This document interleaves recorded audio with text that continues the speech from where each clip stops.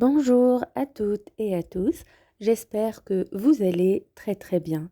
Avec vous, professeur Soumaya Blemi, professeur à la Faculté des sciences juridiques, économiques et sociales de Casablanca. Je me fais le plaisir, dans cette vidéo, de réviser avec vous, dans le cadre d'un examen blanc, le module Management S2. Donc, si vous faites partie de mes étudiants, bienvenue. Si vous faites partie d'autres ensembles, bienvenue aussi. Si vous faites partie de notre faculté à l'Université Hassan II ou d'autres instituts supérieurs, bienvenue. Puisque nous suivons le programme national, donc cette vidéo est utile pour toutes les filières, que ce soit économie et gestion ou d'autres filières bien sûr. Et bien sûr, ce programme est valable pour l'ensemble des instituts supérieurs et des écoles privées qui sont au Maroc et à l'étranger. Maintenant, avant que je commence, je vous invite à regarder ma chaîne. Si vous cliquez sur Playlist, vous allez trouver mon cours Management en entier avec l'ensemble des cours et ce sera vraiment utile pour vous de réviser. Si vous remarquez avec moi, dans cette playlist, ce sont les mêmes cours que j'ai partagés avec vous à l'amphi. Regardez les titres. Le cours 1 est une introduction, le cours 2, c'est les bases du management fondamental et le cours 3, c'est les réalités juridiques économiques de l'entreprise, suivi directement des types d'entreprises.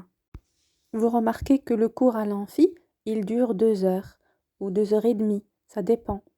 Maintenant, dans les vidéos, c'est des vidéos courtes, faciles, avec PowerPoint, juste 16 minutes, 20 minutes et vous avez tout le chapitre. Je vous conseille de regarder doucement. Pour les personnes qui assistaient déjà, révisez avec moi dans la vidéo et votre cahier.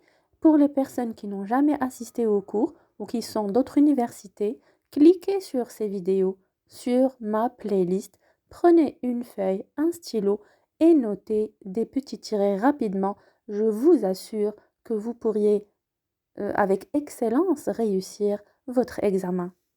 Regardez avec moi le reste des titres des chapitres. C'est vraiment la même chose que nous avons étudié à l'amphi et c'est le programme national. Donc toutes les universités font pareil. Même si vous êtes externe de l'université Hassan II, vous n'allez pas trouver de problème. Regardez les titres des vidéos s'il vous plaît. Nous avons étudié les fonctions, les stratégies, les structures organisationnelles. Donc c'est vraiment on va dire une playlist complète de tous les cours. Donc sans plus tarder, je vous ai un peu mis dans le tableau, d'accord? Je vous ai un peu expliqué comment faire. Maintenant, on y va doucement vers des questions et des réponses. Donc, let's go. Donc voilà, nous allons essayer de voir des questions par rapport à la session normale. Allez, let's go, on y va. Les grands objectifs d'une entreprise sont la survie et la continuité de sa politique générale, la stabilité de ses rapports avec l'environnement, la stabilité dans les relations sociales à l'intérieur de l'entreprise, ou bien toutes les réponses sont justes. Oui, c'est évident que toutes les réponses sont justes. L'entreprise vise sa survie, même si elle est, on va dire, face à de la concurrence dans un environnement perturbé. Elle déploie toutes les stratégies compétitives pour pouvoir rester dans une stabilité et un maintien face à tout ce qui l'entoure. Bravo. On y va vers la deuxième question. La taille de l'entreprise, selon la loi marocaine, est mesurée par le nombre des salariés, la valeur ajoutée, le chiffre d'affaires ou bien le bénéfice net. Bien sûr, je rappelle ici la loi marocaine parce que c'est différent d'un pays à l'autre. Bien sûr, nous avons vu ensemble les normes par rapport à la CGEM et la NPME qui ne prennent plus en considération l'effectif mais beaucoup plus le chiffre d'affaires. Mais oui, absolument, c'est la bonne réponse. J'espère que vous avez répondu pareil puisque, comme je viens de signaler, le critère de l'effectif n'est plus à prendre en compte. La troisième question. Lorsqu'une entreprise décide d'exercer plusieurs métiers, c'est une stratégie d'externalisation, une stratégie de spécialisation, une stratégie de diversification ou une stratégie de croissance verticale. Je vous rappelle ce qui s'est passé à partir de mars dernier. Nous étions confinés. Qu'est-ce que les entreprises ont essayé de faire? De se diversifier. Mais oui, pour pouvoir s'adapter à ce monde qui bouge, pour pouvoir s'adapter aux besoins nouveaux du consommateur, puisque la stratégie de diversification, elle consiste à développer ou à acquérir de nouvelles activités, justement pour réduire les risques et aussi s'adapter aux besoins nouveaux. Bravo! Allez, on part à la question suivante. L'environnement socio-culturel d'une entreprise concerne les salariés et les patrons de l'entreprise, les entreprises et les sociétés concurrentes, les clients et leurs valeurs morales, les cinémas et les théâtres. Ici, regardez avec moi, c'est socio-culturel. Oui, on prend en considération la société qui évolue, ce client-là, dans quelle culture il est, quelle société, quelles sont ses valeurs, ses perceptions, et on essaye, par rapport à des études de marché, sur ces facteurs-là, de nous adapter. Bravo! D'après le point de vue économique, l'entreprise est un établissement à but non lucratif, une unité juridique, une société anonyme ou bien une unité de production et de répartition. Qu'est-ce que vous avez répondu? Bien sûr, je rappelle ici que toute création d'entreprise, d'un point de vue économique, elle a pour but de produire. Mais oui, tant qu'on produit, tant que nous restons vivants, nous maintenons notre positionnement sur le marché, nous devons aussi répartir les richesses. Donc, dans un système win-win qui nous permet de nous maintenir, qui nous permet de payer, bien sûr, l'effectif que nous avons, les producteurs, nous payer aussi nos fournisseurs qui nous ont délivré la matière première, payer nos taxes, nos charges, et en même temps satisfaire ce client à travers la production qui lui permet de retrouver les produits dont il a besoin. Bravo tout le monde. Alors, les écoles, collèges et lycées font partie de quel secteur? Primaire, secondaire, tertiaire, où les trois réponses sont exactes. Qu'est-ce que vous avez répondu? Mais bien sûr, c'est le secteur tertiaire qui recouvre un vaste champ d'activités qui s'étend du commerce à l'administration en passant par les transports, les activités financières, etc. Bravo. On passe à la 7e question. Quelle est la phrase fausse? L'industrie a des enjeux stratégiques énormes dans le développement des technologies propres. Le développement durable fait référence à économie et écologie. Le développement des écoproduits donne la priorité à l'efficacité économique. La recherche en entreprise peut permettre le développement de nouveaux marchés liés au recyclage. Où trouvez-vous de l'absurdité? Un sens illogique. Oui, le développement des écoproduits donne la priorité à l'efficacité.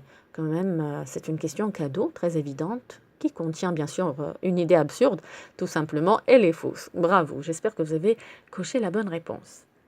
Passons à la 8e. Le rôle fondamental de la fonction financière dans l'entreprise est de rémunérer les salariés, satisfaire les besoins en information des tiers externes, veiller à la rentabilité des investissements, mettre en place la comptabilité de l'entreprise. Je rappelle, chers étudiants, que par rapport à notre cours, les derniers chapitres ont porté sur les rôles et les différentes fonctions qui existent en entreprise. Nous avons vu ensemble les fonctions commerciales, marketing, la fonction production, RH, etc. Donc, nous avons mis l'accent sur l'importance et les rôles fondamentaux de la fonction financière pour qu'elle puisse permettre, bien sûr, un maintien de cette rentabilité élevée. Elle est en veille économique pour pouvoir permettre à l'entreprise d'être toujours rentable, atteindre ses objectifs, toucher les finalités, toucher les finalités qui sont tracées par la direction générale. Allez, on y va vers la 9e. Dans une grande entreprise, gérer les flux de stock relève des attributions de la fonction production, de la fonction achat, de la fonction approvisionnement ou bien de la fonction distribution. Qui gère les flux de stock? Nous avons déjà vu ensemble dans les slides et dans le PowerPoint que je partage dans mes cours l'ensemble du process de la vie du produit, le cycle de vie du produit, de la matière première au produit fini. Oui, nous avons vu la fonction approvisionnement qui va gérer les flux de stock. Oui, et bien sûr, revenez au cours pour pouvoir réviser un peu. Voilà, donc je finalise avec cette 10e question sur l'analyse Pestel. Elle est où la phrase fausse? Alors, l'analyse Pestel permet une vision globale de l'environnement, est un outil d'analyse stratégique pour surveiller risques et opportunités, renseigne sur les forces et faiblesses de l'entreprise, permet d'anticiper sur les décisions futures. Qu'est-ce que vous avez coché? Qu'est-ce que vous avez répondu? Elle est où la phrase fausse? Oui, bien sûr, parce que quand on renseigne sur les forces et faiblesses, on est beaucoup plus dans le système SWOT, qui est un diagnostic pour tout manager pour pouvoir repérer, on va dire, les forces et les faiblesses d'une entreprise, d'un produit, d'un positionnement, d'un certain besoin. En tout cas, il fait une analyse qui lui permet de se situer on va dire, dans l'environnement. Tout simplement, voilà. Donc, je vous remercie de votre suivi. J'espère que vous avez, pour la plupart des réponses justes. Tenez-moi au courant. J'espère que ça s'est très bien passé pour vous. Je vous vois très bientôt.